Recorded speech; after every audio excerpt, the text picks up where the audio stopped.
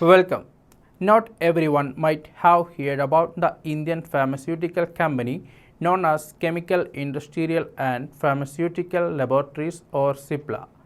But no one might have forgotten that US President Donald Trump threatened a few days ago that India would learn about the backlash if one drug was not exported immediately.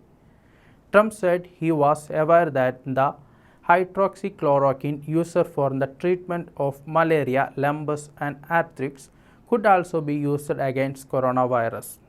Cipla is the leading company in India that produces hydroxychloroquine. We can say that history is repeated through Cipla. In the 17th, when the US threatened India against manufacturing generic medicines, Indira Gandhi was the Prime Minister. Khwaja Yusuf, the head of the Cipla, quoted his father to explain his company's policy to Mrs. Gandhi. His father and the founder of Cipla, Khwaja Abdul Hamid, once said, "Unlike other pharmaceutical companies around the world, Cipla is not only making a profit but also providing comfort and health care to the poor who dies in the absence of cheap quality medicines." There is no wonder that Khwaja Abdul Hamid's history will energize the current Indian history. In 1924, a rich man in India sends his son from Bombay to London. He wanted his son to get a law degree and become a great barrister. Taking the law degree from London was the fashion of every wealthy family in the country at that time. The young man who boarded the ship was Khwaja Abdul Hamid. But Hamid never wanted to be a lawyer. His head was full of chemistry. But at that time, the interest was hidden from his father because there was no promising future for chemistry in the country. Hamid's father sent him to London, but instead he went to Hitler's Germany to become a chemist. Germany was the capital of chemistry at the time. Hamid graduated with a degree in chemistry and also married a German Jewish woman.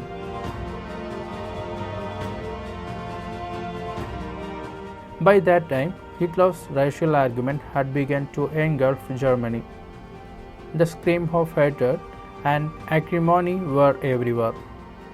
Khwaja Hamid and his wife could not stay in Germany because Hitler hated Jews. They returned to India as soon as possible. In 1935, Khwaja Abdul Hamid started a chemical company, Chemical Industrial and Pharmaceutical Laboratories or CIPLA, with a small investment that is 2 lakh rupees. This company is the oldest drug company in India. No other company in India or the world is like Cipla. It has made a great effort to provide affordable health care to the poor Indians. Cipla quickly flourished in India's healthcare sector. It provided shade for many poor people. The company is involved in making generic drugs for the common man.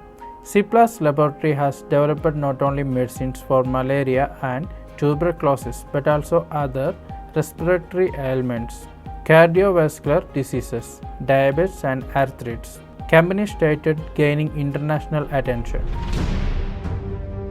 Then there was a partition.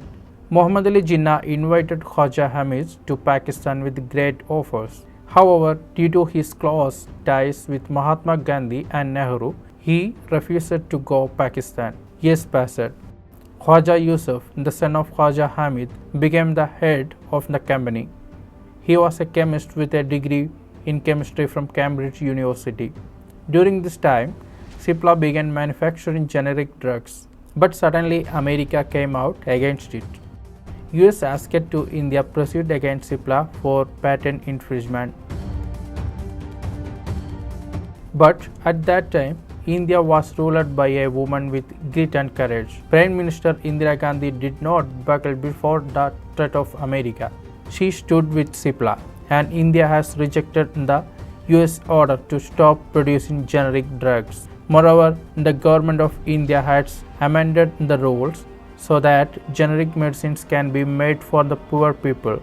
Since then, Cipla has developed low-cost drug for HIV treatment and exported them to many developing countries, including many in Africa, because most of the world's poor HIV patients are in African countries.